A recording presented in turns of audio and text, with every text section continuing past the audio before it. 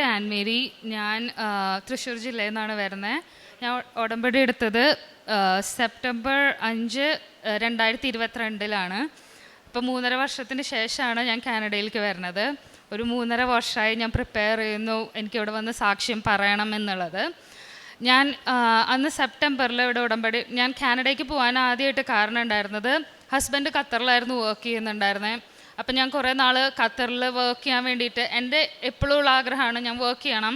അപ്പം അമ്മ ഇത്രയും കഷ്ടപ്പെട്ട് പഠിപ്പിച്ചിട്ടുണ്ടെങ്കിൽ അതെന്തായാലും വർക്ക് ചെയ്യണം, ഒരിക്കലും വെറുതെ വീട്ടിലിരിക്കില്ല എന്നുള്ളത് വളരെ ഇമ്പോർട്ടൻ്റ് ആയിരുന്നു എനിക്ക്. അങ്ങനെ ഞാൻ ഖത്തറിൽ പോകാനായിട്ട് കുറേ നോക്കി. പക്ഷേ ഞാൻ പഠിച്ചത് സൈക്കോളജി ആയിരുന്നു. സൈക്കോളജി ആയ കാരണം തന്നെ അവരുടെ ലാംഗ്വേജ് അറബിക് ആയതുകൊണ്ട് എനിക്കൊന്നും കിട്ടുന്നുണ്ടായിരുന്നില്ല. അങ്ങനെ ലാസ്റ്റ് ഒരു ഹമദ് എന്ന് പറഞ്ഞുള്ള ഹോസ്പിറ്റലിൽ നിന്ന് അവർ വിളിച്ചു. പക്ഷെ അവർ ചോദിച്ചത് ഇൻ്റർനാഷണൽ ലൈസൻസ് വേണം എന്നുള്ളതായിരുന്നു അവർ പറഞ്ഞിട്ടുണ്ടായിരുന്നത്. പക്ഷെ എനിക്ക് ഇൻ്റർനാഷണൽ ലൈസൻസ് ഇല്ല. അങ്ങനെയാണ് ഞാൻ കാനഡയിലേക്ക് പോകാനായിട്ട് തീരുമാനിച്ചത്. അതിൻ്റെ ഇടയ്ക്ക് കുറേ ലൈസൻസിങ്ങിന് വേണ്ടി ഓടി, ഒന്നും റെഡി ആവുന്നില്ല.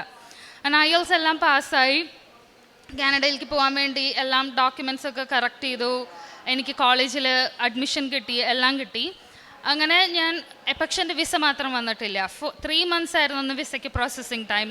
4 months ആയിട്ടും എൻ്റെ വിസയുടെ പ്രോസസ്സിങ് ടൈം കഴിഞ്ഞിട്ട് എൻ്റെ വിസ വരുന്നില്ല. അപ്പോൾ കോളേജിൽ നിന്ന് ആ സമയത്ത് കോവിഡ് ആയതുകൊണ്ട് കോവിഡിൻ്റെ എല്ലാ റെസ്ട്രിക്ഷൻസ് എടുത്ത് മാറ്റി. ഇനി മുതൽ ഓൺലൈൻ കോഴ്സ് എന്നുള്ളത് ഓഫ്ലൈൻ ആക്കാൻ പോവാണ്. അപ്പോൾ പ്രാക്ടിക്കൽ സബ്ജക്ട്സ് ഉള്ളവരെല്ലാവരും ഇൻ ക്യാമ്പസ് വരണം എന്നായി. പക്ഷേ എനിക്ക് എൻ്റെ വിസ വന്നിട്ടില്ല. എൻ്റെ ആണെന്ന് വെച്ച് കഴിഞ്ഞാൽ ഓൺലൈൻ അല്ല, ഓഫ്ലൈനാണ്, ഇൻ ക്യാമ്പസ് വരണം. ബിക്കോസ് സൈക്കോളജിയിൽ തെറാപ്പീസ് ഉള്ള കാരണം എല്ലാവരും വരണം എന്ന് പറഞ്ഞു. അപ്പോൾ ഒരു രക്ഷയില്ല. 19 lakhs ഇതിനു വേണ്ടി മുടക്കിയിട്ടുണ്ട്. ഈ 19 lakhs ഫസ്റ്റ് സെമസ്റ്ററിൻ്റെ ഫുൾ എമൗണ്ട് പോവും. അപ്പോഴാണ് ഞാൻ ഇവിടെ വന്നിട്ട് ഉടമ്പടി എടുക്കാനായിട്ടുള്ള ഓക്കെ ഞാനിത് കേൾക്കുന്നുണ്ട്. പണ്ട് തൊട്ടേ അപ്പയും എപ്പോഴും ഫെയ്ത്ത്ഫുൾ, ഞങ്ങൾ റിലീജിയസ് ആണ്.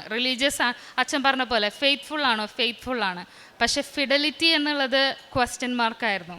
ഫെയ്ത്ത്ഫുൾ ഉണ്ടായിരുന്നു, റിലീജിയസ് ആണ്, സ്പിരിച്വൽ ആണോ, അതെ. പക്ഷേ ഫിഡലിറ്റി ഇറ്റ് വാസ് മിസ്സിങ്. ആ സമയത്ത് കറക്റ്റായിട്ട് പള്ളിയിൽ പോവും. കാരണം ചെറുപ്പം മുതലേ അമ്മാമ്മയുടെ കൂടെ പള്ളിക്ക് പോകണം. അമ്മയായാലും സ്ട്രിക്റ്റ് ആണ്, സൺഡേ മാസിന് പോയിരിക്കണം എന്നുള്ളത്. അപ്പോൾ അതിങ്ങനെ റിലീജിയസ് ആയിട്ട് ഇങ്ങനെ സ്പിരിച്വലായിട്ട് ഇങ്ങനെ കണ്ടിന്യൂ ചെയ്തുകൊണ്ടിരിക്കണതാണ്. അത് കഴിഞ്ഞ് ഞാൻ ഉടമ്പടി എടുത്ത് ഇവിടെ വന്നിരുന്ന് പ്രാർത്ഥിച്ചത്, ഞാൻ എൻ്റെ സ്റ്റഡി പെർമിറ്റ് റെഡി ആവുകയാണെങ്കിൽ ഞാൻ ഇവിടെ വന്ന് സാക്ഷ്യം പറയാമെന്നായിരുന്നു. പക്ഷേ ഞാൻ എങ്ങനെ ഉടമ്പടി പാലിക്കും എന്നുള്ളതിനെ പറ്റിയിട്ട് ഒരിക്കലും ചിന്തിച്ചിട്ടില്ലായിരുന്നു. ഞാൻ പള്ളിയിൽ പോവും, കുമ്പസാരിക്കും, ന്യൂസ് പേപ്പേഴ്സ് കൊടുക്കും, അതെല്ലാം ചെയ്യും. പക്ഷേ ഒരിക്കലും ചെയ്യാത്ത ഒരു കാര്യം ഉണ്ടായിരുന്നു, കാരുണ്യ പ്രവർത്തികൾ. എപ്പോഴും ഉള്ളിലൊരിതുണ്ടായിരുന്നു, അത് എങ്ങനെ ഞാൻ കാരുണ്യ പ്രവർത്തികൾ ചെയ്യുക, മറ്റുള്ളവരെന്നെ കാണില്ലേ, അതെൻ്റെ സ്റ്റാറ്റസിന് പറ്റുമോ, അത് റെഡിയാവോ, അങ്ങനെയുള്ള ഒരു ക്വസ്റ്റ്യൻ എപ്പോഴും ഉണ്ടായിരുന്നു. അപ്പോഴാണ് അച്ഛൻ്റെ ധ്യാനങ്ങൾ കേട്ടിട്ട് പറയണത്, സ്റ്റാറ്റസ് അല്ല ഇമ്പോർട്ടൻറ്റ്, അതിൽ നിന്ന് ഇറങ്ങുമ്പോഴാണ് നിങ്ങൾ ഉടമ്പടിയിലേക്ക് കയറുന്നത്. അന്ന് മുതൽ സ്റ്റാറ്റസ് എന്നുള്ള അതല്ല എൻ്റെ ലൈഫിൽ ഇമ്പോർട്ടൻറ്റ്. എന്തിനാണ് ഞാൻ അത് മറ്റുള്ളവർ പറയണതാണ്, മറ്റുള്ളവർ പറയുന്നതിന് എന്തിനാണ് ഞാൻ ഇമ്പോർട്ടൻസ് കൊടുക്കുന്നത് എന്നുള്ളത് മാറ്റിവെച്ച് അന്ന് മുതൽ ഞാൻ കാരുണ്യ പ്രവർത്തികൾക്ക് ഇറങ്ങി തുടങ്ങി. ഇങ്ങനെ ഞാൻ ജോലി കഴിഞ്ഞ് പോണ സമയത്ത് എനിക്ക് ലിമിറ്റഡ് ആക്സസ് ഉണ്ടായിരുന്നുള്ളൂ. അപ്പം ഞാൻ റെയിൽവേ സ്റ്റേഷൻ്റെ അവിടെ ഇങ്ങനെ ഗ്രോസറി കൊണ്ടു കൊടുക്കും, പിന്നെ ഹോസ്പിറ്റൽസിൽ പോവുമായിരുന്നു. പിന്നെ ഞാൻ ആ സമയത്ത് ADHD ഓട്ടിസമുള്ള കുട്ടികൾക്ക് വേണ്ടിയിട്ടായിരുന്നു വർക്ക് ചെയ്യുന്നുണ്ടായിരുന്നത്. അപ്പം ഞാൻ കുറച്ചുകൂടി ഫ്രീ ആയിട്ടുള്ള കുറച്ച് കേസസ് എടുക്കാൻ തുടങ്ങി. അങ്ങനെ ഞാൻ കാരുണ്യ പ്രവർത്തികൾ ചെയ്തു. പക്ഷേ എന്നാലും സംതിങ് വാസ് സ്റ്റിൽ മിസ്സിങ് എന്നുള്ളൊരു രീതിയിലായിരുന്നു. എന്നിട്ട് എൻ്റെ ഇത് വരുന്നില്ല, സ്റ്റഡി പെർമിറ്റ് വരുന്നില്ല. അവർ ഇമെയിൽ അയച്ചു, ഇത്ര ദിവസത്തിൻ്റെ ഉള്ളിൽ കൺഫർമേഷൻ തന്നില്ലെങ്കിൽ ഇത് നിങ്ങളുടെ ഫസ്റ്റ് സെമസ്റ്ററിൻ്റെ എമൗണ്ട് നമ്മൾ ഒന്നല്ലെങ്കിൽ ഒരു ഡെഡ് ലൈൻ തന്നു, ഇതിൻ്റെ ഉള്ളിലാണെങ്കിൽ നിങ്ങൾക്ക് എമൗണ്ട് തിരിച്ചു കിട്ടും, അല്ല ഈ ഡെഡ് ലൈനിന് ആഫ്റ്ററാണ് നിങ്ങൾ കൺഫേം ചെയ്യണമെന്നുണ്ടെങ്കിൽ നിങ്ങളുടെ എമൗണ്ട് പോകുമെന്ന് പറഞ്ഞു. അപ്പോൾ എല്ലാവരും പറഞ്ഞു, എന്തിനാ ഇത്ര അധികം എമൗണ്ട് കളയണം, നിങ്ങൾക്ക് കുറച്ചുകൂടി വെയിറ്റ് ചെയ്തിട്ട് വേറെ എക്സാംസിന് പഠിച്ചിട്ട് ഇൻ്റർനാഷണൽ ലൈസൻസ് എടുക്കാൻ നോക്കിയാൽ പോരേന്ന് പറഞ്ഞു. അപ്പോൾ എൻ്റെ മനസ്സിൽ ഞാൻ ഇതിനു വേണ്ടി കുറേ ഓടിയിട്ടുണ്ട്. ഞാൻ ഒരിക്കലും ഇതിൽ നിന്ന് പിന്തിരിയില്ല എന്നുള്ളത് എൻ്റെ മനസ്സിൽ ഭയങ്കര സ്റ്റബേണായിരുന്നു ആ ഒരു ഡെസിഷൻ. പക്ഷേ ഞാൻ ഒരിക്കലും മാതാവിൻ്റെ ഡെസിഷൻ ചോദിച്ചിരുന്നില്ല. ഞാനിപ്പോഴും ഇതെൻ്റെ മെറിറ്റ്, ഇത് എനിക്കറിയാം ഇതെന്താ ചെയ്യേണ്ടതെന്നുള്ളത്, എൻ്റെ അടുത്ത് ആരും എനിക്കറിയാം ഞാൻ എന്താ ചെയ്യാൻ പോണേന്നുള്ളതായിരുന്നു.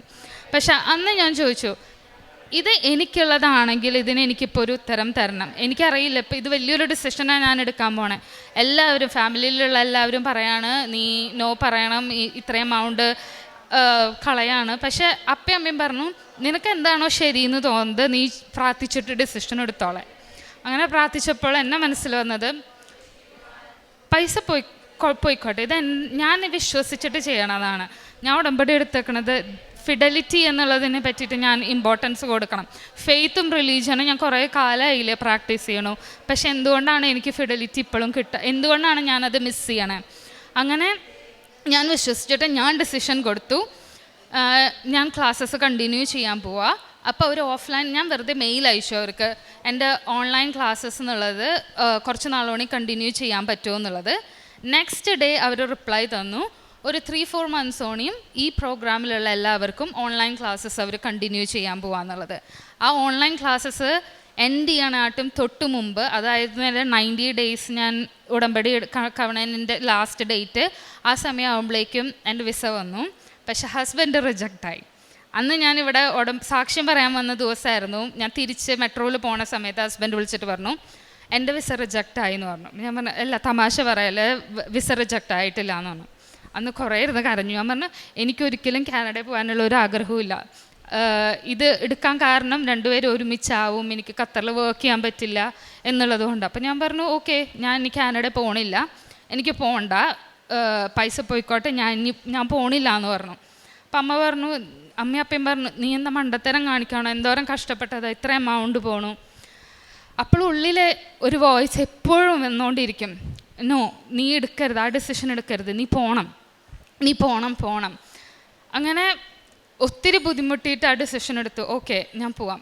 ഒന്നും അറിയില്ല, അവിടെ ഒരു റൂം ബുക്ക് ചെയ്തിട്ടില്ല, ജോബ് എന്താ ചെയ്യാൻ പോണേന്ന് അറിയില്ല, ഒന്നും അറിയില്ല. ഒരു ബ്ലാങ്ക് ആയിരുന്നു ആ സമയത്ത്. പക്ഷെ ഞാൻ വന്നിറങ്ങിയ അന്ന് തന്നെ ബാക്കി എല്ലാവരും 2-3 മാസമാണ് ഓരോ റൂമിന് വേണ്ടി തപ്പുന്നുണ്ടായിരുന്നത്. എനിക്കൊരു ദിവസം പോലും തപ്പേണ്ട വന്നില്ല. എങ്ങനെയോ ആരോ കണക്ട് ചെയ്തിട്ട് എനിക്ക് നമ്പർ കിട്ടി.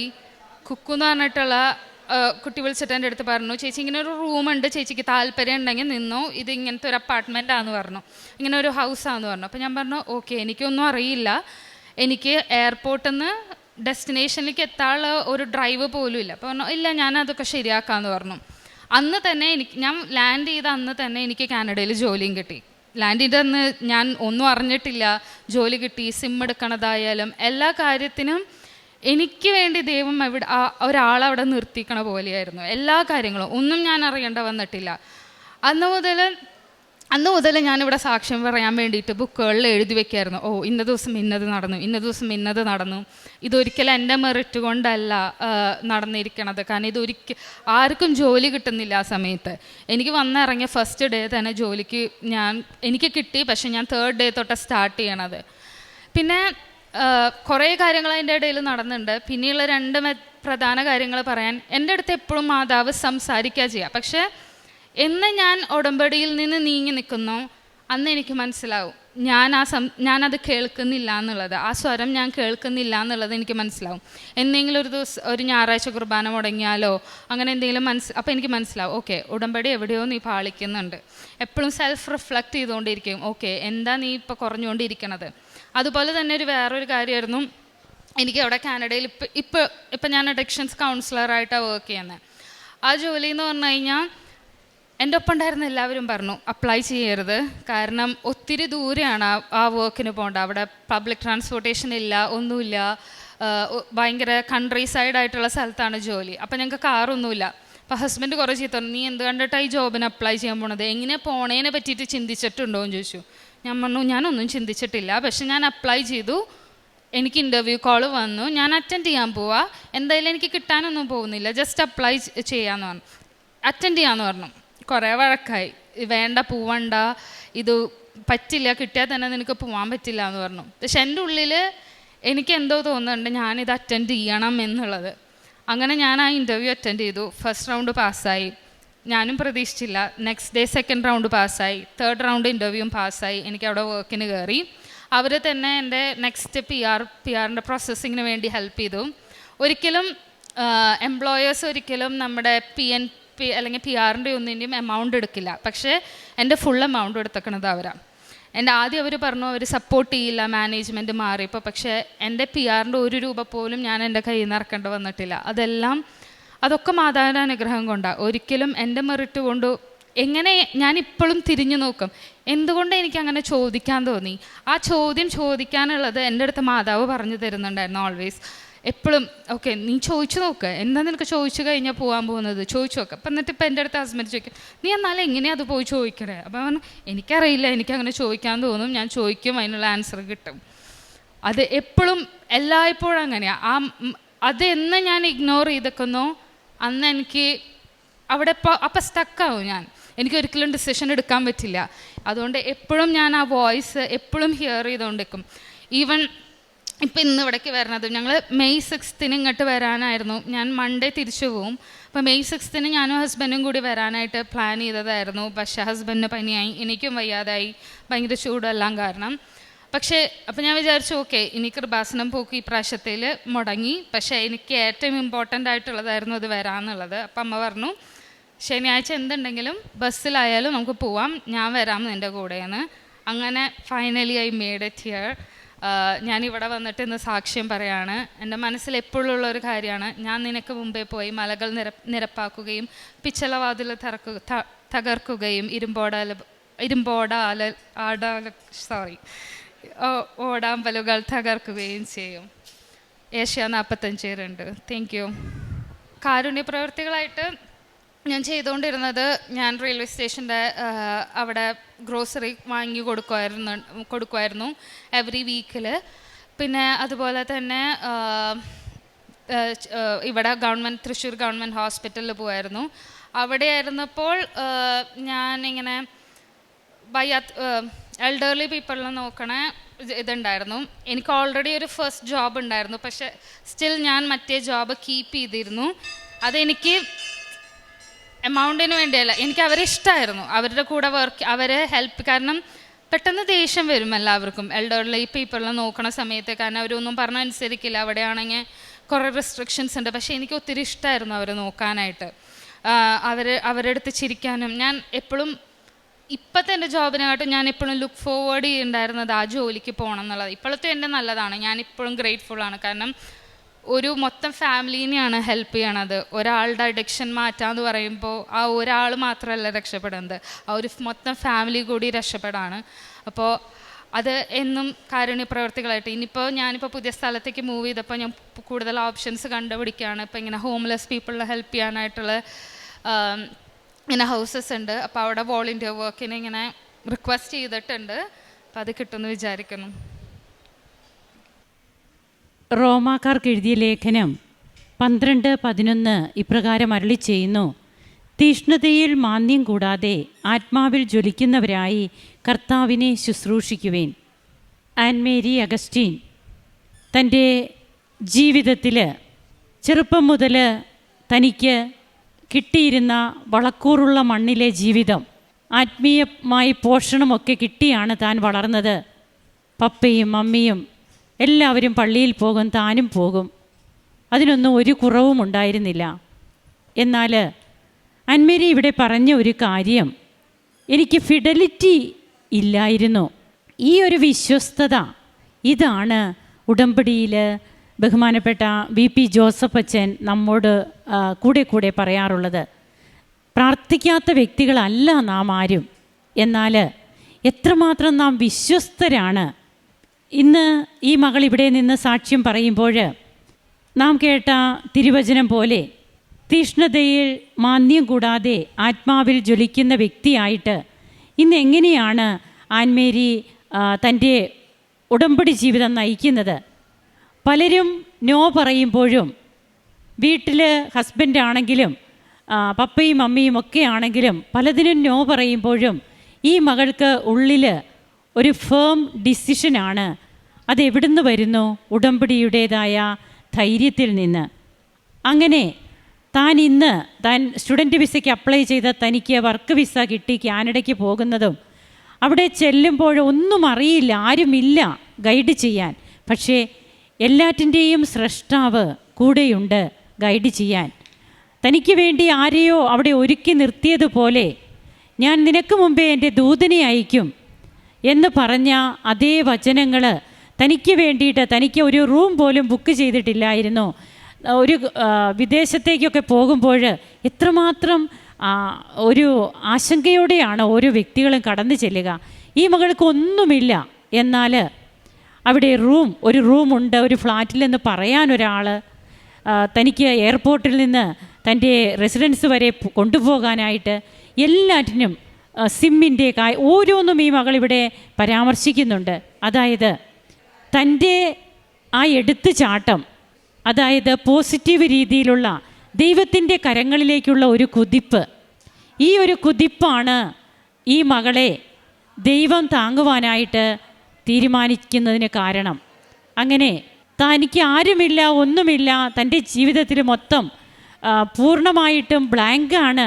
എങ്ങോട്ട് പോകുന്നു, എന്തിനു പോകുന്നു, എങ്ങോട്ട് പോകുന്നു എന്നറിയാം, അവിടെ ചെന്നാലുള്ള കണ്ടീഷൻ അറിയത്തില്ലാത്തപ്പോഴും ഉടമ്പടി എൻ്റെ കയ്യിലുണ്ട്, എൻ്റെ അമ്മ എന്നെ നോക്കിക്കൊള്ളും. അതാണ് ആൻമേരി ഇവിടെ വീണ്ടും വീണ്ടും എടുത്തു പറഞ്ഞത്. അതിനൊക്കെ ഒരു ചങ്കൂറ്റം വേണം, ചങ്കുറപ്പ് വേണം. ആ ചങ്കുറപ്പാണ് നസ്രായൻ്റെ ഭാഗത്ത് നിന്ന് നമുക്ക് കിട്ടുക. ഈ നസ്രായനെ നാം കൂട്ടുപിടിക്കുമ്പോൾ തീർച്ചയായും അവൻ നമ്മെ കൂടുതൽ ചേർത്ത് നിർത്തും. അവൻ്റെ അമ്മ പറയും, മോനെ, ആ മോള് വന്നിട്ടുണ്ട്, അവർക്ക് അന്ന് കാനായിൽ പറഞ്ഞതുപോലെ അവൾക്ക് വീട് കിട്ടിയിട്ടില്ല, ജോലിയില്ല, അവൾക്ക് എന്ത് ചെയ്യണമെന്നറിയില്ല.